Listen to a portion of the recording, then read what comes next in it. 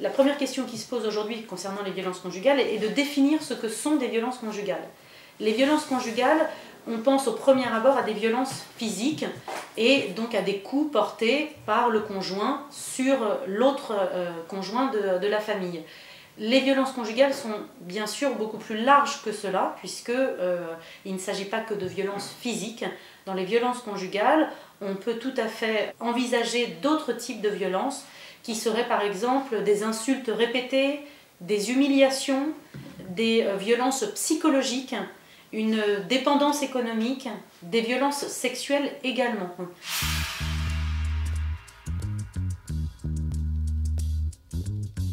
Le droit pénal français sanctionne très lourdement les violences conjugales.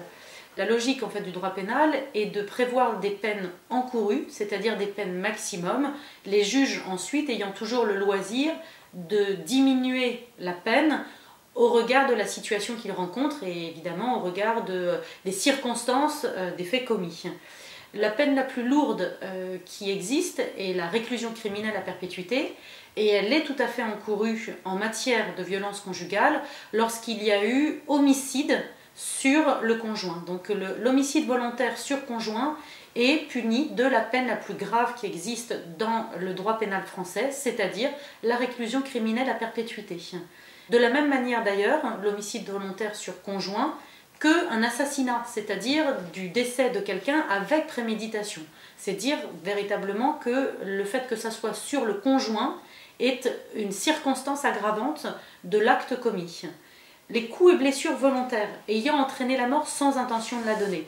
Le fait de frapper son conjoint sans vouloir sa mort, mais en entraînant quand même la mort, est là aussi puni d'une peine très lourde, puisque ce sont des faits qui sont punis de 20 ans d'emprisonnement et qui font donc l'objet d'une aggravation de la peine par le fait qu'ils sont commis sur le conjoint.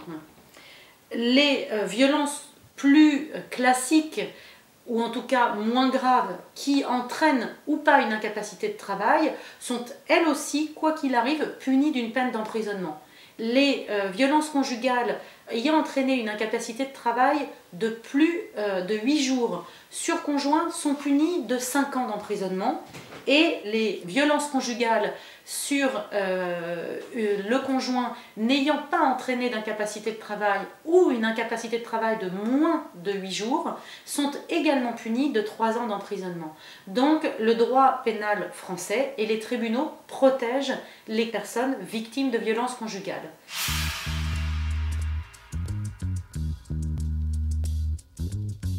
La première démarche est d'aller déposer plainte.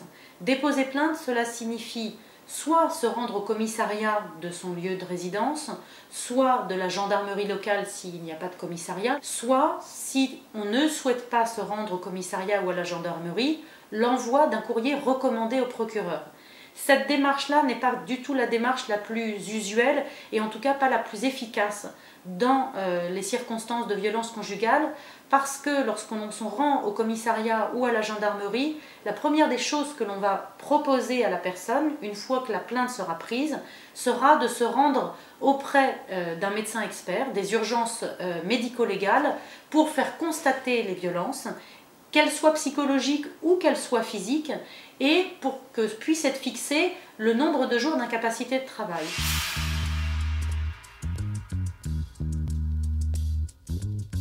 Si la personne qui va déposer plainte n'est pas française ou n'est pas en situation régulière, il n'empêche qu'elle a quand même le droit, bien entendu, de se rendre au commissariat ou à la gendarmerie, et qu'elle doit absolument le faire dans ces cas-là. Un interprète pourra être trouvé par le commissariat. Sinon, évidemment, la logique est de se rendre avec quelqu'un qui sait déjà parler français, et on ne se fera pas arrêter au commissariat ou à la gendarmerie quand on va déposer plainte pour violence, même si l'on est en situation irrégulière.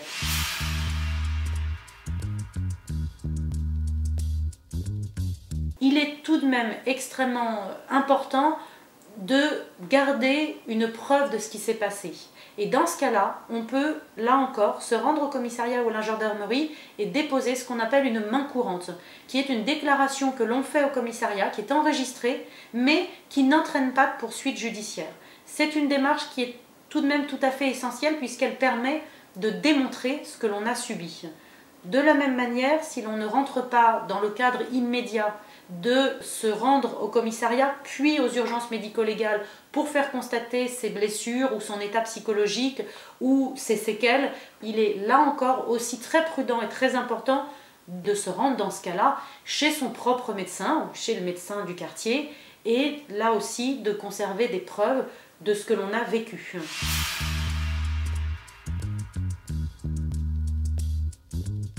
Il y a toujours d'autres possibilités pour démontrer ces violences. Des échanges de messages avec le conjoint violent, des SMS, des emails, des courriers, et on a également tout à fait la possibilité de démontrer par tout moyen, donc par exemple des attestations de témoins qui viendraient constater qu'ils ont été témoins d'un certain nombre de violences.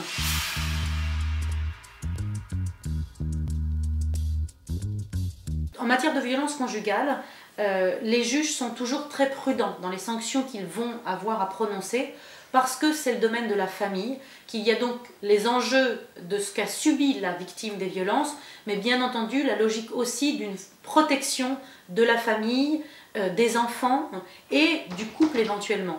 Parce que les tribunaux prononcent des peines qui sont très réfléchies. Et il y a notamment en matière de violence conjugale de nombreux modes d'action qui sont des modes alternatifs à l'audience correctionnelle et le risque d'une peine de prison. La médiation pénale est une chose où l'on essaye en fait d'avertir le conjoint pour que cela ne se reproduise pas et de trouver un terrain d'entente avec la victime. Le passage devant un délégué du procureur pour, là encore, essayer de former des avertissements et pour essayer de faire que la situation ne s'aggrave pas. Lorsque véritablement un tribunal condamne un conjoint violent à des violences conjugales, à une peine d'emprisonnement, cela signifie soit que les violences ont vraiment été très graves, soit qu'elles ont été répétées, et ce qui signifie en tout cas que la victime a absolument besoin d'être protégée par ce biais. Donc il faut absolument qu'une victime de violence ne se culpabilise pas en se disant « je ne vais pas déposer plainte parce que tout va s'effondrer ». Non, tout ne s'effondrera pas et au contraire, elle pourra être protégée de la meilleure manière qu'il soit.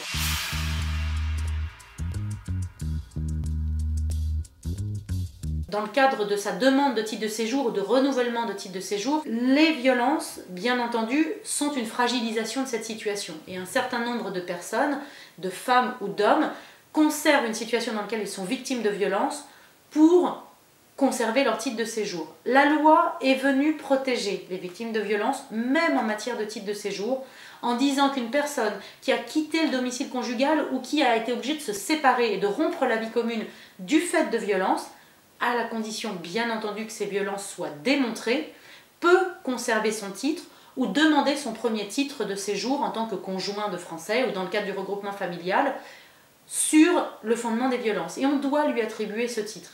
Là encore, ce qui est absolument fondamental, c'est la preuve des violences subies.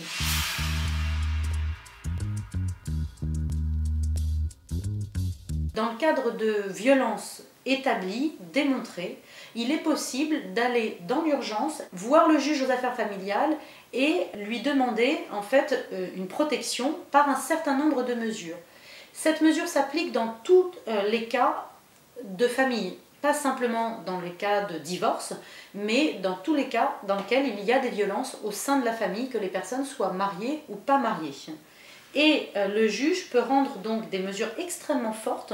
La première est essentielle dans ce cas de difficulté et de violence, de l'éviction du conjoint violent en dehors du domicile, donc l'obligation de quitter le domicile conjugal, l'interdiction de porter une arme, l'interdiction de se présenter au domicile.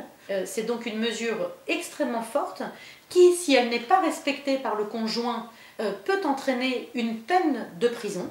C'est une mesure par contre qui est provisoire, c'est-à-dire que le juge aux affaires familiales rend une décision qui est valable 4 mois, renouvelable une fois, donc ça peut aller jusqu'à 8 mois, et par contre, pendant cette période, la personne qui a saisi le juge doit impérativement ressaisir le juge aux affaires familiales d'une procédure classique. Si c'est une procédure de divorce, engager la procédure de divorce. Si les parties ne sont pas mariées, engager la procédure classique de fixation des mesures relatives aux enfants. Si cette deuxième étape n'est pas suivie, les mesures tombent, et ce, automatiquement. Donc c'est une mesure extrêmement forte, extrêmement intéressante, qui par contre puisqu'elle est très lourde dans les conséquences et très immédiate. On arrive en permanence, la décision est rendue le jour même ou quelques jours après. Il est absolument fondamental que le dossier soit très bien préparé et que les violences soient absolument incontestables. Et j'en reviens donc à ce qui a été exposé depuis le début. Dans le cadre de violences conjugales, l'élément absolument fondamental est la preuve de ce que l'on a subi. Donc, il est absolument déterminant d'en parler, de rompre l'isolement, d'aller voir un médecin, d'en parler à ses proches et de constituer un dossier qui servira ou ne servira pas si les choses s'arrangent, mais qui aura le mérite d'exister.